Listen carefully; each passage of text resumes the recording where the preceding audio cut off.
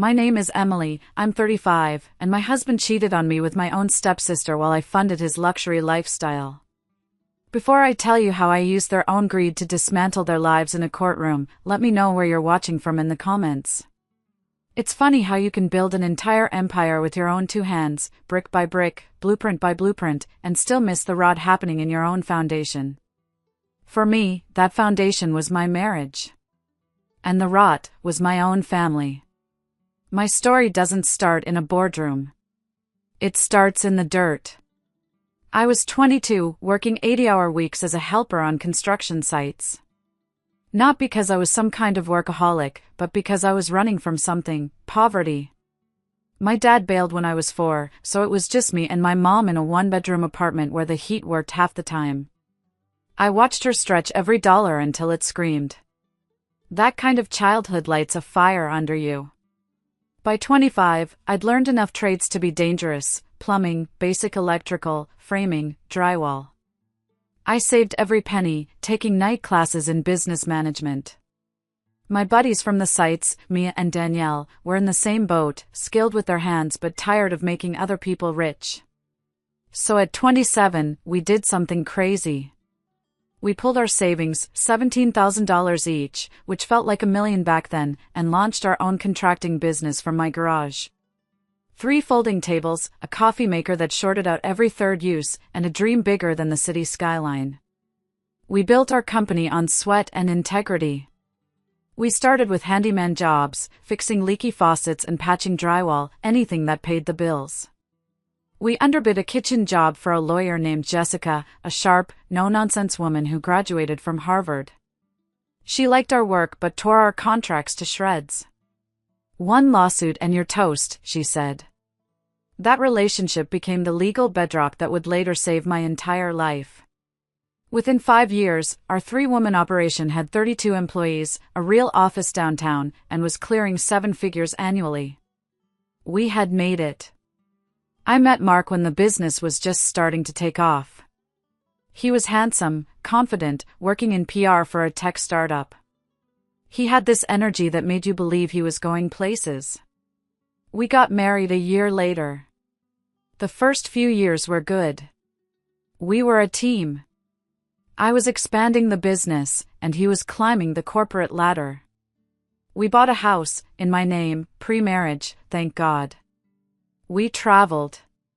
We seemed to be building something real. Then came the contract. A $12 million project that put my company in a whole new league. My personal income tripled overnight.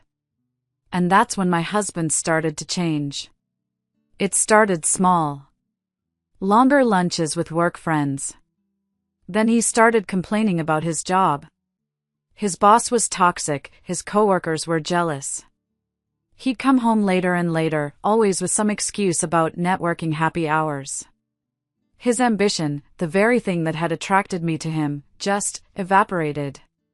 It was replaced by a sense of entitlement that I failed to recognize at the time. Then came the career crisis. "I'm just not fulfilled in PR anymore, Emily," he announced one night over dinner. "I want to do something meaningful."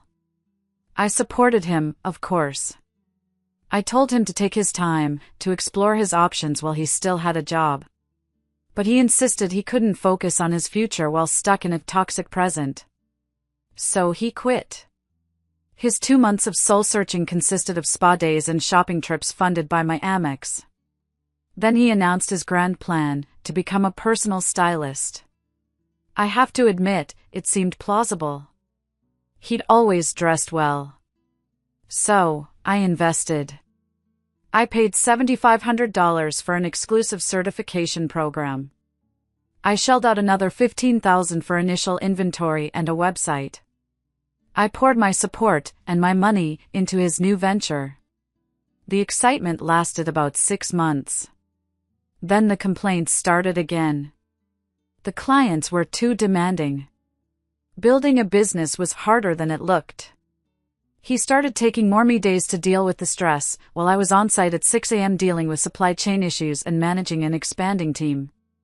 Our intimate life dwindled from 4 or 5 times a week to maybe once every 2 weeks.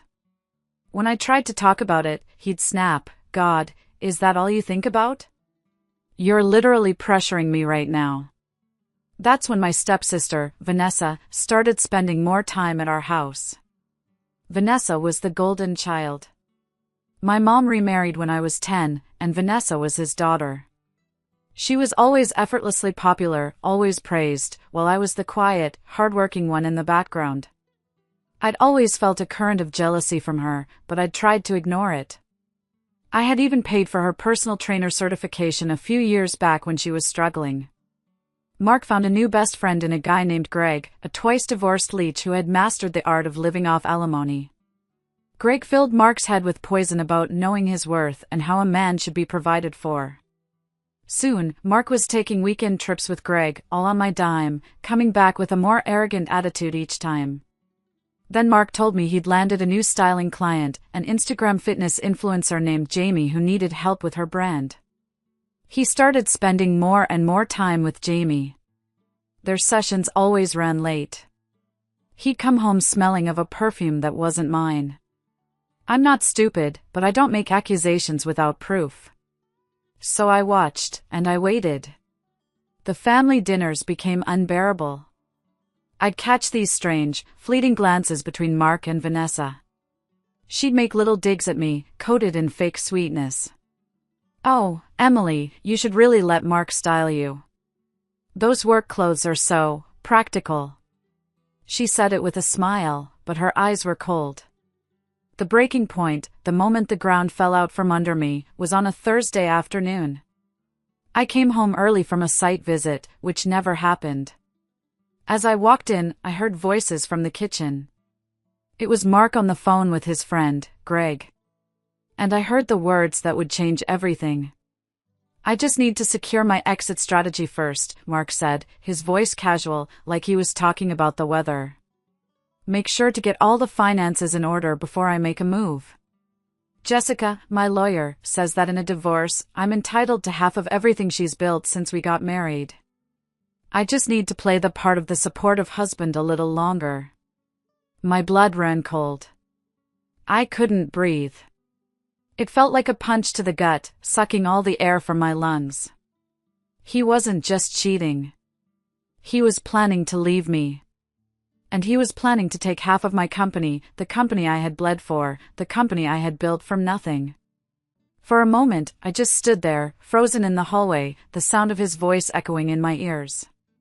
My first instinct was to storm in there, to scream, to throw things, to demand an explanation. A hot, violent rage surged through me. My hands were shaking. I wanted to confront him, to see the look on his face when he knew I knew. But then, another voice, a colder, quieter voice, took over. It was the voice of the girl who watched her mom count pennies. The voice of the woman who learned to read blueprints and pour concrete. It was the voice of survival. And it said, "Not yet. Don't show your hand." I backed away slowly, my heart pounding against my ribs like a trapped bird. I got in my car and just drove. I didn't know where I was going. I ended up in a parking lot overlooking the city, the skyline I had helped build staring back at me. And that's when I finally broke. It wasn't loud. It was a silent, gut-wrenching sob, the kind that tears you apart from the inside out. I was grieving the man I thought I'd married. I was grieving the life I thought we had. I was grieving my own stupidity for not seeing it sooner. I must have sat there for an hour, letting the pain wash over me. The rage, the hurt, the humiliation. When the tears finally stopped, something else had taken their place. Ice. A cold, hard resolve settled in my chest. He wanted a war? Fine. But we weren't going to fight it on his terms. We were going to fight it on mine. I took out my phone. My hands were still trembling slightly, but my voice was steady when I made the call. "Jessica," I said. "It's Emily. We need to talk. My husband is planning to divorce me and take half my business. And I think he's having an affair." There was a pause on the other end of the line. Then Jessica's voice, calm and professional as ever, cut through the static. "Okay, Emily. Don't do anything. Don't confront him. Don't change a single thing about your routine. We meet at my office, tomorrow, 7 a.m. We're going to build a fortress." The next morning, sitting in Jessica's sleek, minimalist office, I laid out everything I knew, everything I suspected. She listened patiently, taking notes on a yellow legal pad. When I was done, she looked at me, her expression unreadable. "First rule," she said, her voice firm. "Everything we do has to be legal and ethical. We won't sink to his level. We will use the truth as our weapon.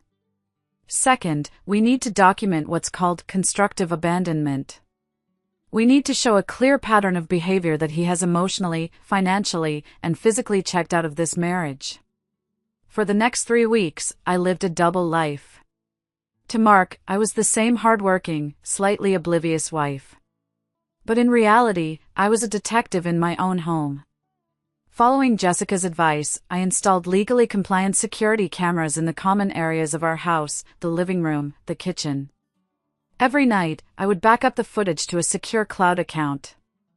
I started a spreadsheet, a meticulous log of his behavior, dates and times of his late nights, weekends away with Greg, every refusal of intimacy, every dismissive comment. I dug into our finances.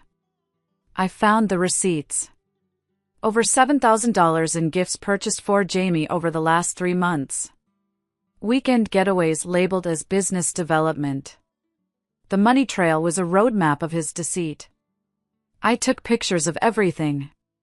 The hardest part was discovering just how deep Vanessa's betrayal went. While searching for some old business files on our shared home computer, I noticed a folder of proposals from a few years ago was empty. My heart sank. I remembered a crucial project where my proposal had vanished, forcing me to pull an all-nighter to recreate it. I had blamed a computer glitch. Now, a sick feeling crept over me. I hired a data recovery specialist. He found the deleted files. The timestamp on the deletion corresponded to a Saturday afternoon 2 years prior, when Vanessa had borrowed my laptop to apply for jobs. She had been sabotaging me for years. Then, a final, brutal blow. I was organizing my home office, boxing up things for a potential move, when I realized the small, silver-framed photo of my father, the only one I had, was gone from my desk. I searched everywhere. It was a worthless object to anyone else, but to me, it was everything. I knew, with a certainty that chilled me to the bone, that Vanessa had taken it. This was no longer just about money or an affair. This was personal. This was an attempt to erase my past, to steal parts of my soul. The grief I had felt in the car that day was now forged into something harder, sharper. It was a diamond-edged resolve. The day Mark decided to leave started like any other. I went to work, handled a dispute with a subcontractor, and picked up some prime ribeyes on the way home. He had been distant all weekend, constantly texting, taking calls in another room. I acted like I didn't notice. I was at the grill when he walked out onto the patio, his phone in his hand. He didn't even look at me. "I'm moving out tonight," he said, his tone flat. "I need space." Just like that.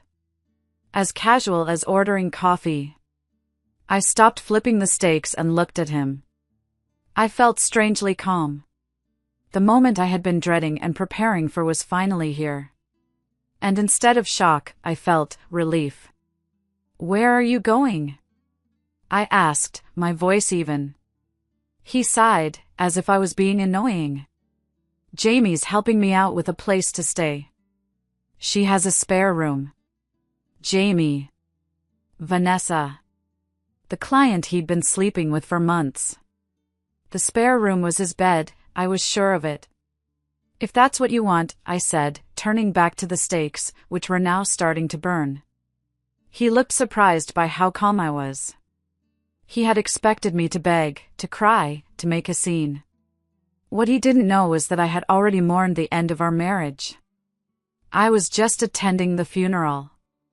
I'm serious, Emily, he said. Don't try to contact me. I need to figure things out on my own. Fine, I said. Your choice. He went inside, and 10 minutes later, he came out with a suitcase.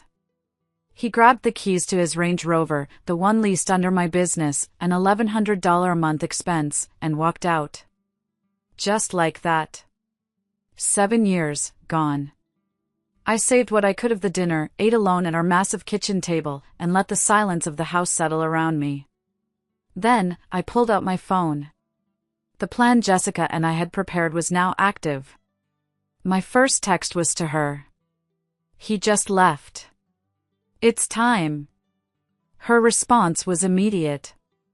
Perfect. Document everything right now while it's fresh. I recorded a video statement on my phone, detailing exactly what had happened, including his explicit words that he was moving to Jamie's place and telling me not to contact him.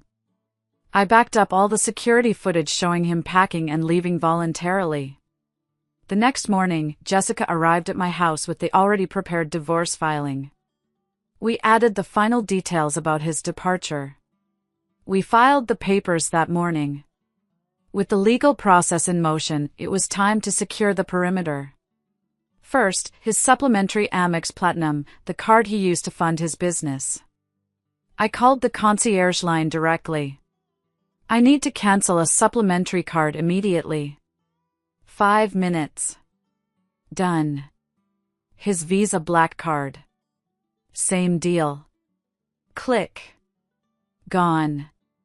The automatic monthly transfer of $4,000 from my business account to his personal checking, the allowance that funded his self-care days. Click. Cancelled. Our phone plan was in my name. I left his line active but disabled all international roaming and premium data. He and Vanessa loved posting from first-class lounges during their inspiration trips to Europe. Not anymore. The Range Rover lease. I called my business accountant, removed him from the authorized drivers list, and told him to start the process to have the vehicle returned. I spent the next 2 hours locking everything down, changing passwords to everything from Netflix to our home security system, and moving funds from our joint checking to my private business account. He wanted space. I was giving him the whole galaxy.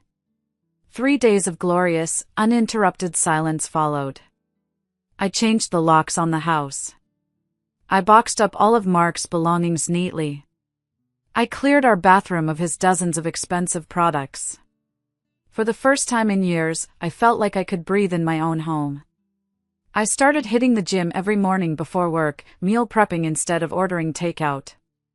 I even called my mom, and for the first time in ages, the conversation didn't somehow circle back to Mark or Vanessa.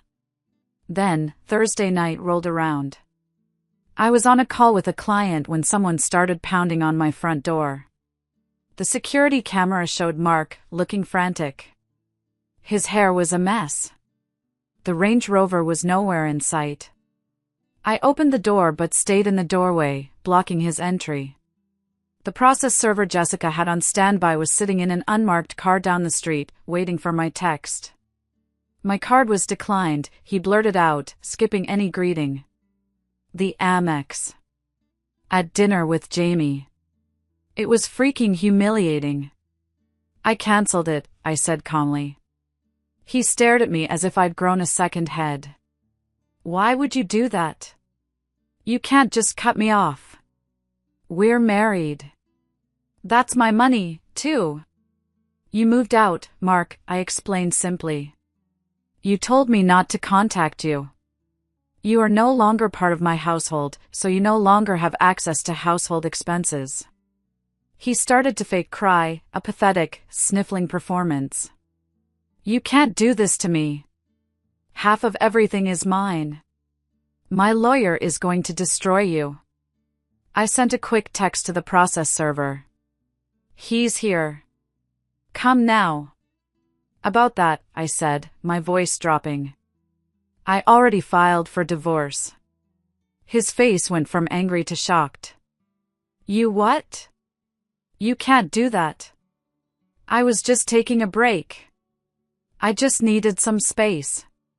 He tried to backpedal, denying everything, but I cut him off. I took out my phone and played a legally recorded conversation from our kitchen, the one where he had explicitly told me he was moving to Jamie's and not to contact me.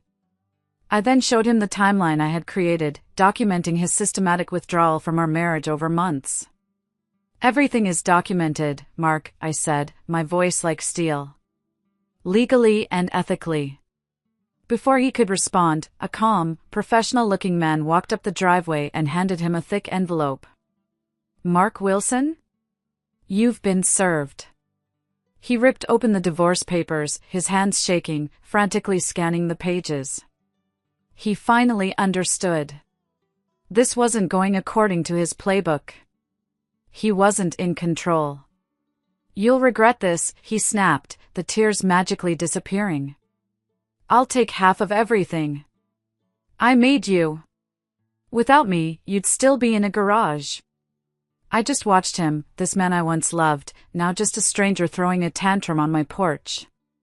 Eventually, an Uber pulled up, and he limped towards it, still cursing. I poured myself a glass of wine and texted Jessica.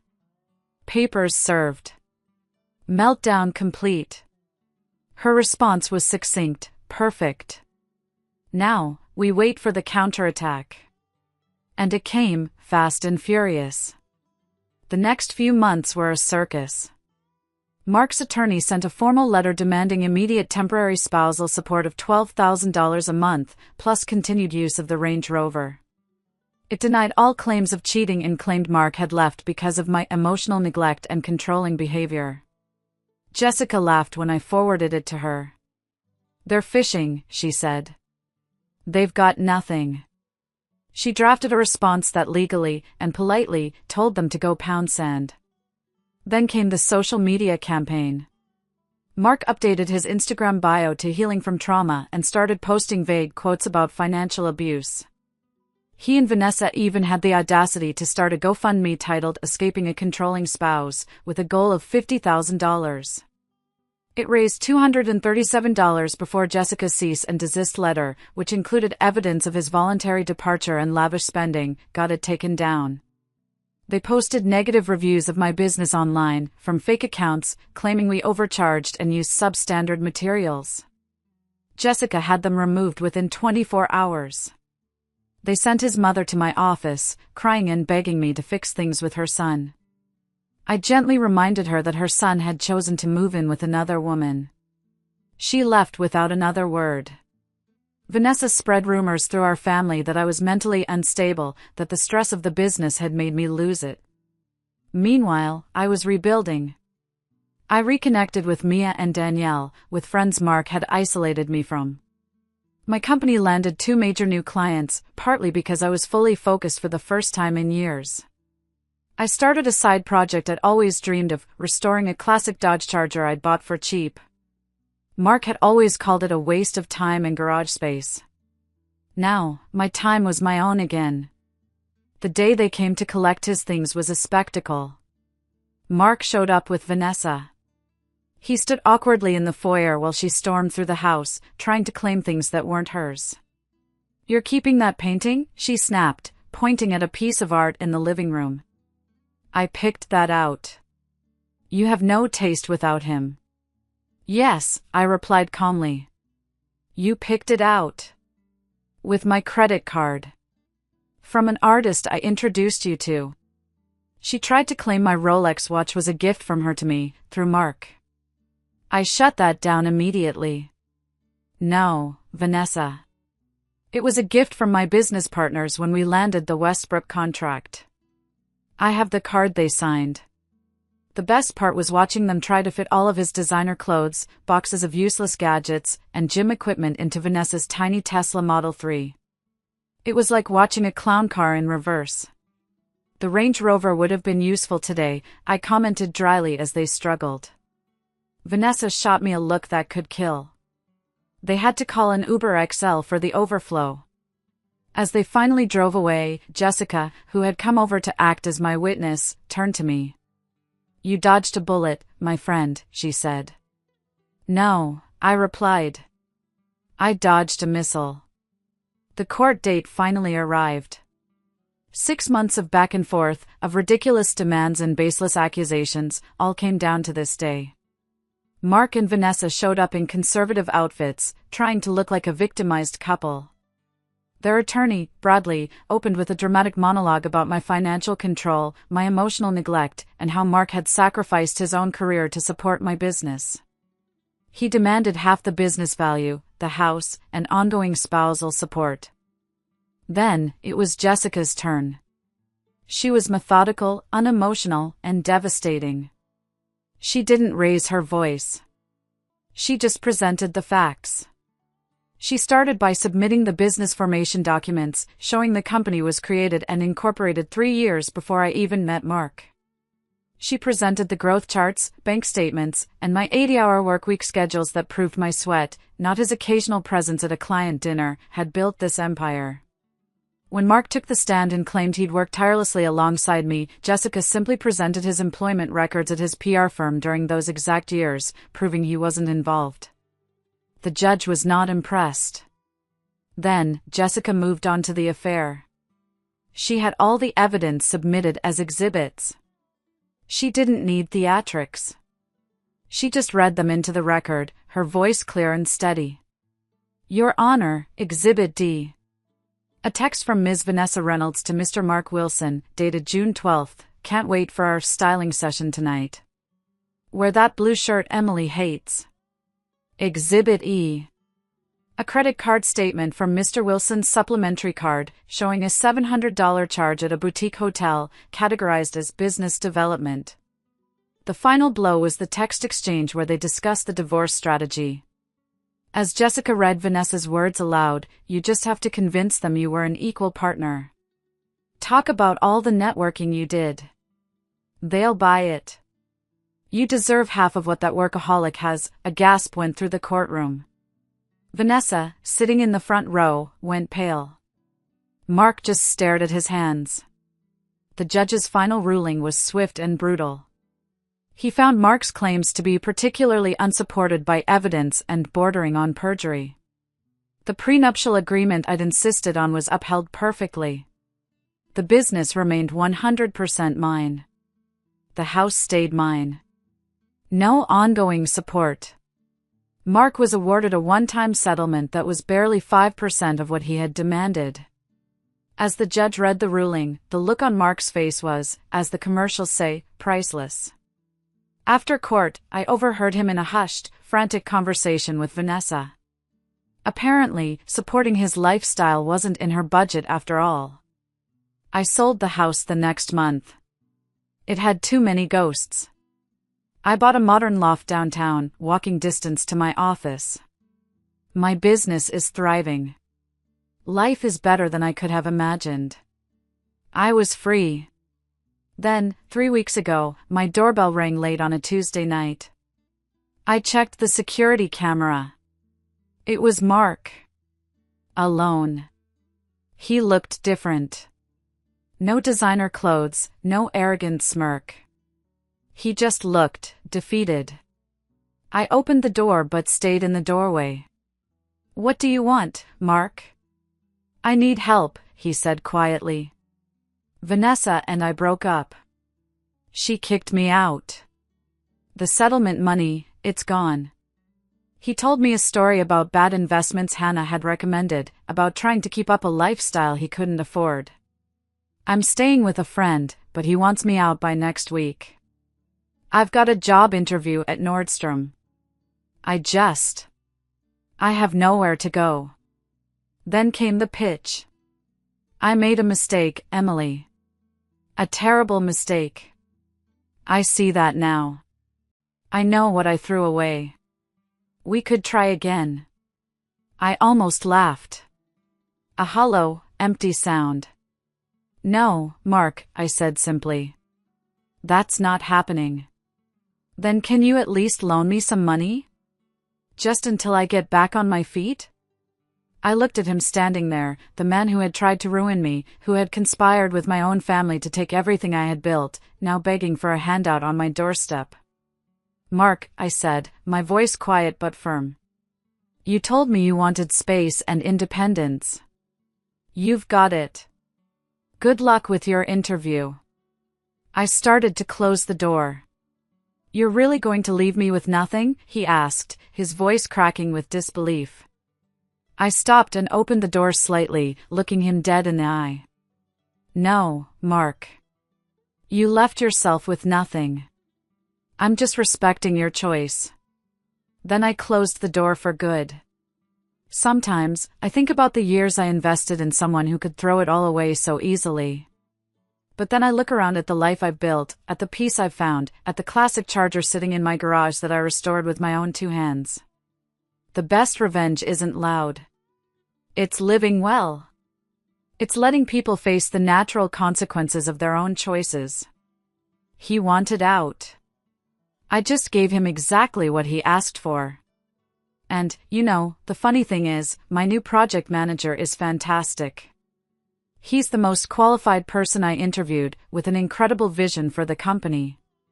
The fact that he used to date Vanessa is just a happy coincidence. Some foundations, it turns out, are built to last forever. Thanks so much for listening to my story. If you've ever been through something similar, I'd be interested to hear how you handled it in the comments below. And if you found any part of this story helpful or just satisfying, please hit that like button and subscribe for more. You're not alone.